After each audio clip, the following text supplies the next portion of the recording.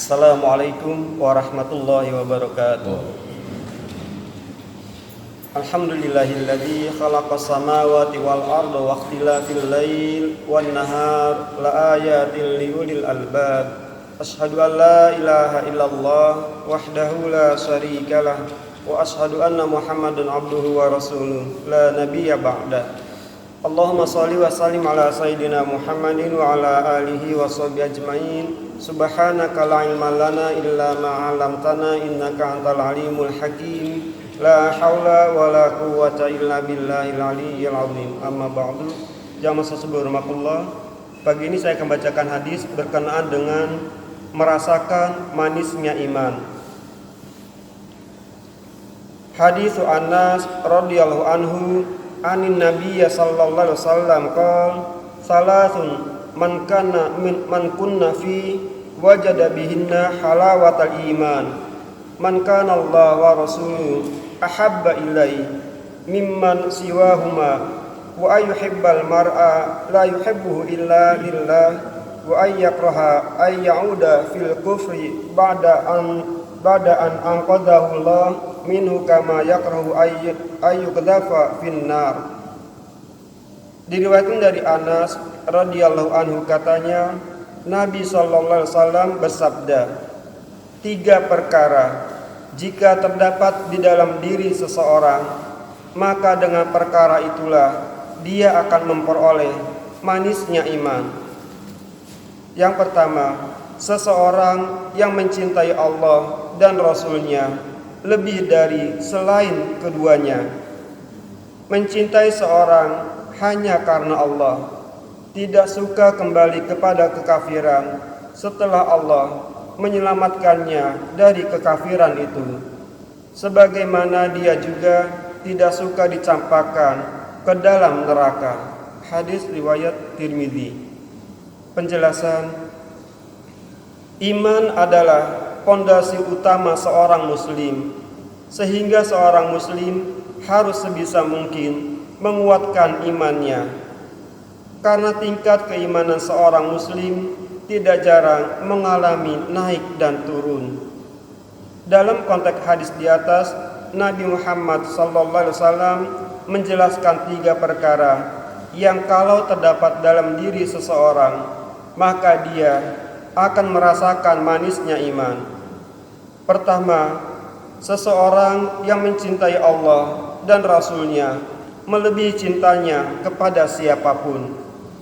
Karena cinta kepada Allah dan Rasul-Nya adalah cinta teragung yang harus dimiliki oleh seorang muslim.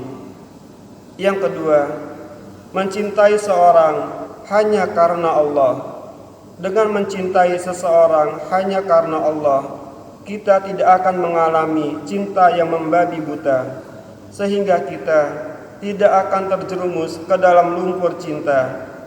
Yang ketiga, tidak suka kembali kepada kekafiran setelah Allah menyelamatkannya dari kekafiran itu, sebagaimana dia juga tidak suka dicampakkan ke dalam neraka. Maksudnya adalah tidak melakukan tindakan yang bisa menjerumuskannya ke dalam lumpur kekafiran, seperti perbuatan yang dekat dengan praktek syirik, apalagi sampai melakukan kesyirikan. Manisnya iman yang dirasakan seorang mukmin akan tercermin pada pribadi seorang mukmin tersebut dalam bentuk ketaatan yang penuh terhadap Allah. Setiap perintah Allah dilaksanakan dengan ketulusan dan senang hati.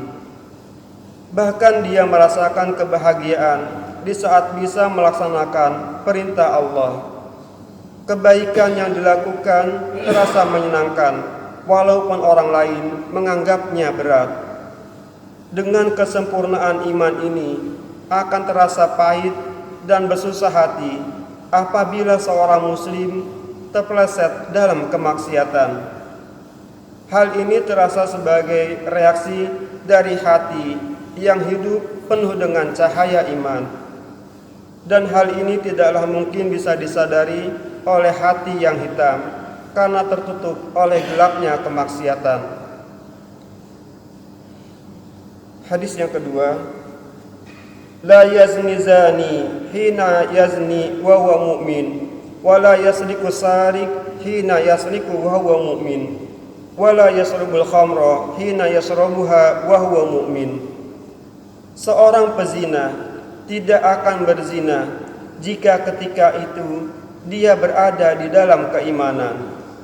Seorang pencuri tidak akan mencuri jika ketika itu dia berada di dalam keimanan, yaitu iman yang sempurna.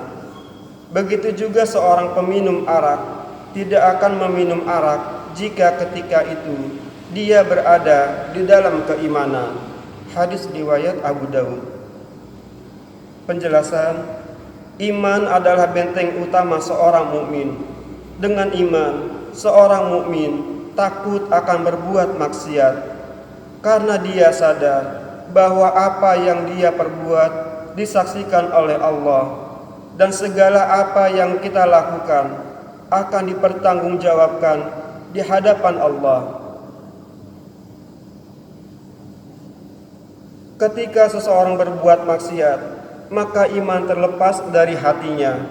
Hal ini sejalan dengan hadis yang diriwayatkan oleh Abu Dawud di atas, di mana Nabi SAW menyatakan bahwa seorang pezina tidak akan berzina jika ketika itu dia berada di dalam keimanan. Seorang pencuri tidak akan mencuri jika ketika itu dia berada di dalam keimanan, yaitu iman yang sempurna.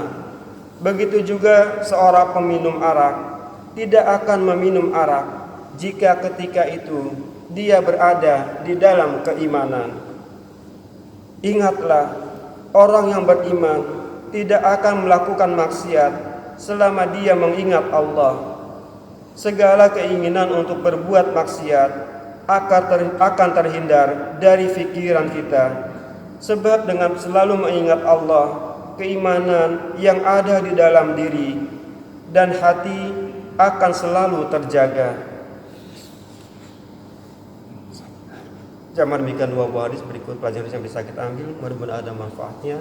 Kita akhiri dengan doa kafaratul majelis. Subhanallah wa bihamdi, subhanakallahumma wa bihamdika, asyhadu an la ilaha illa anta, astaghfiruka wa atubu ilaik. Assalamualaikum warahmatullahi wabarakatuh.